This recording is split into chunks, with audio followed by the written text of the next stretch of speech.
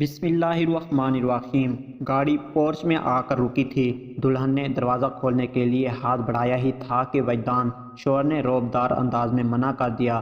وہ جو رخصت ہو کر گھر میں داخل ہی ہوئی تھی، نیچے قدم رکھنا بھی نصیب نہیں ہوا تھا۔ اپنے نئے نویلے دولہے کا اتنا سخت لہجہ دیکھ کر سہم گئی تھی۔ خوف سے جسم ہلکا ہلکا لرزا رہا تھا اور آنکھوں کے گوشے نم ہو چکے تھے۔ دماغ میں آنے والے کڑے وقت کے خیالات آ رہے تھے۔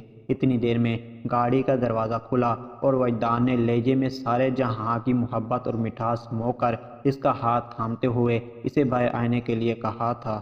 وجدان نے ایک ہاتھ سے اسے سہارا دے رکھا تھا اور دوسرے ہاتھ سے خود ہی اس کے سر پر قرآن کا سایہ کر رکھا تھا۔ جب دلہن کو کمرے میں بٹھانے کے بعد وہ واپس مڑنے لگا تھا تو بے اختیار دلہن نے اس کا ہاتھ چوم لیا تھا۔ یہی وہ لمحہ تھا جس نے وجدان کو حلال رشتوں کی لذت سے آشنا کروا دیا تھا۔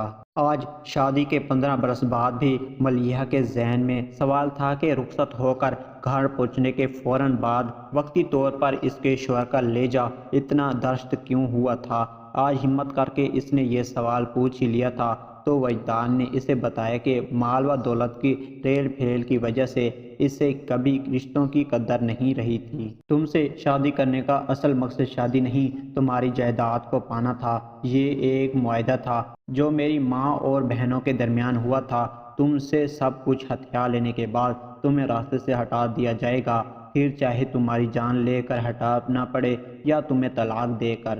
مگر نکاح کے فوراً بعد اللہ تعالیٰ نے میرے دل میں یہ بات ڈال دی تھی کہ اب تم میری ذمہ داری ہو، میں تمہارے بارے میں اللہ تعالیٰ کو جواب دہ ہوں۔ اس لیے جب تم دروازہ کھولنے لگی تو میں نے منع کر دیا۔ میں خود نیچے اترا، والدہ کے ہاتھ سے قرآن پاک لیا، تمہیں قرآن کے سائے میں چلا کر کمرے تک لایا اور سارے راستے میں دعا کرتا رہا، یا اللہ مجھے توفیق دینا کہ میں اپنی اس ذمہ داری کو نبھا سکوں۔ تمہیں یاد ہوگا گاڑی سے اترنے کے بعد سے لے کر تمہارا میرے ہاتھ بوسہ دینے تک ہم میں کوئی بات نہیں ہوئی تھی، کیونکہ میں سارے راستے تمہاری حفاظت اور خوشیوں کی دعا مانگتا رہا تھا۔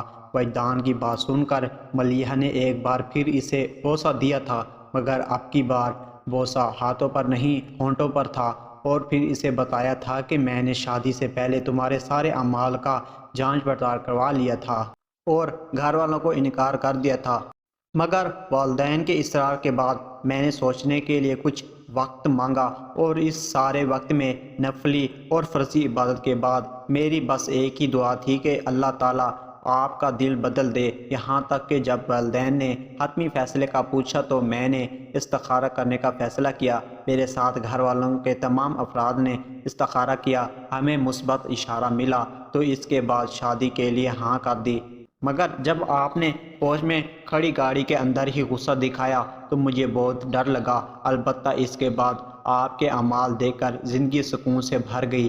بیگم کی بات سن کر وجدان نے اسے بتایا کہ غصہ اس لیے کیا تھا کیونکہ میں اپنے گھر والوں کی نیت سے واقف تھا، مگر آپ نہیں۔ میں نے ایک عالم دین دوست سے مشورہ کیا تھا تو اس نے بتایا کہ بیگم پر قرآن کا سایہ خود کر کے لے جانا اور اللہ تعالیٰ سے عہد کرنا کہ قرآن و سنت کے مطابق بیوی کے سارے حقوق پورے کروں گا۔ میں نے فقط اس لیے دروازہ کھولنے سے منع کیا تھا تاکہ تم پر سائے کے لیے میں قرآن پاک خود اپنے ہاتھ میں پکڑ سکوں۔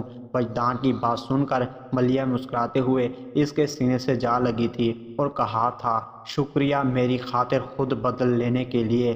وجدان نے اس کے بالوں کو چومتے ہوئے کہا تھا، شکریہ میری زندگی میں آنے کے لیے۔